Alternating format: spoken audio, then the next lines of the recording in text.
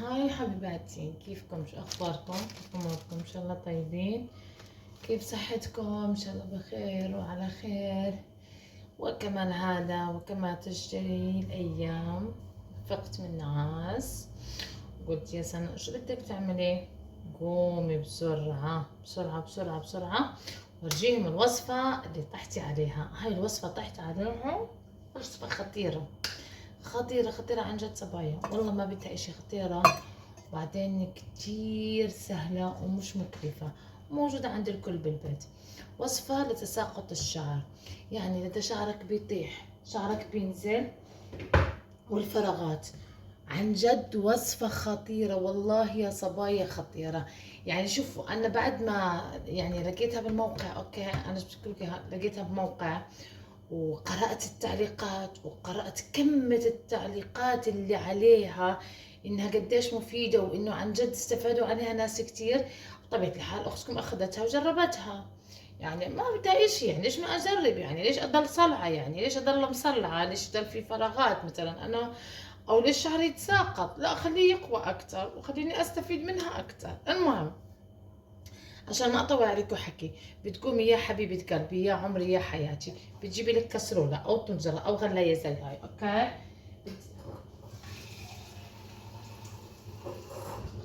اوكي، انا ديجا الخلطه عندي جاهزه، بس انا حكيت اصورك اياها. بتعبيها مي زي هيك، اوكي؟ بتخليها تغلي مزبوط. بعد ما بتغلي مزبوط، شو بنعمل يا خواتي يا حبيباتي؟ بنقوم بنجيب المراميه. المراميه، بتعرف شو يعني المراميه؟ انا بعرفها بالاردن المراميه، بس بالمغرب تقدر تدوري بجوجل شو هي المراميه او اشي. والله ما بعرف شو بيسموها بالمغرب، بس انا بعرف ليها تغليله كتير. بتجيبي المية بعد ما بتغلي المية مزبوط، اوكي لان جتني مكالمة مش عارف شو صار في الفيديو.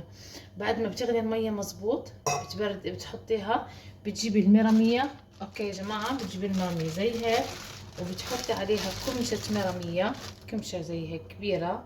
انا والله ما بعرف شو بيسموها بالمغربي، بتقدري تدخلي على جوجل وتشوفي شو اسمها بالمغربي، واللي بيعرف اسمها بالمغربي يكتب لنا اياها تعليقات.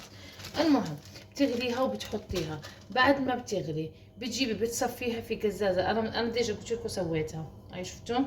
انا هيك بعمل كمية كبيرة. ليش؟ لانه كل يومين برش منها على شعري، بحط بالبخاخة وبرش. عرفتوا كيف؟ المهم، بتجيبي بعد ما تغلي معك بتصفيها، وبتعبي البخاخة مزبوط. وكل ما تيجي كل يومين ثالث، ما إلها ريحة. يعني أنا بالنسبة لي ما بحس إنها ريحة، لأنه الواحد دنيا صيف وبيتحمم كل يوم والتاني، أو كل 3 4 مرات في اليوم. بتاخدي المرامية وبتبخبخي على شعرك، تبخبخي تبخبخي مزبوط، تغرقي الشعر وتخليها فيه ساعة ساعتين، لما تحسي شعرك تبخبخ مزبوط. اوكي حبيباتي، جربوها، وعن جد عن جد انا بحكي عن كمية التعليقات اللي قرأتها وعن الناس اللي جربوها.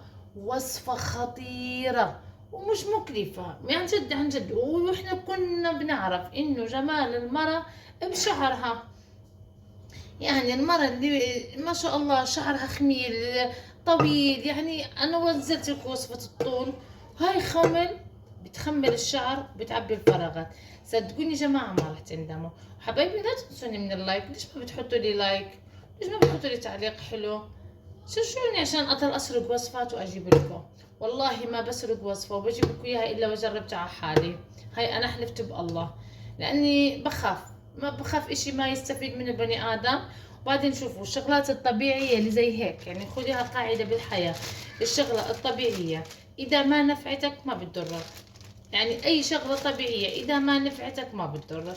وهون بقول لكم يعطيكم العافية وسلامتكم، واشوفكم ان شاء الله بوصفة تانية، بس اسرقها بجيكم على السريع بجيكم. يلا قومي حبيبتي، قومي قومي جيبي لك من عند العطار دينارين، دينارين مرامية وموية، واغلي وادعي لي بعد شهر. جربيها شهر واحد، واسألكم بالله اللي جربها يكتب لي في التعليقات انه جربها وشو شاف عليها.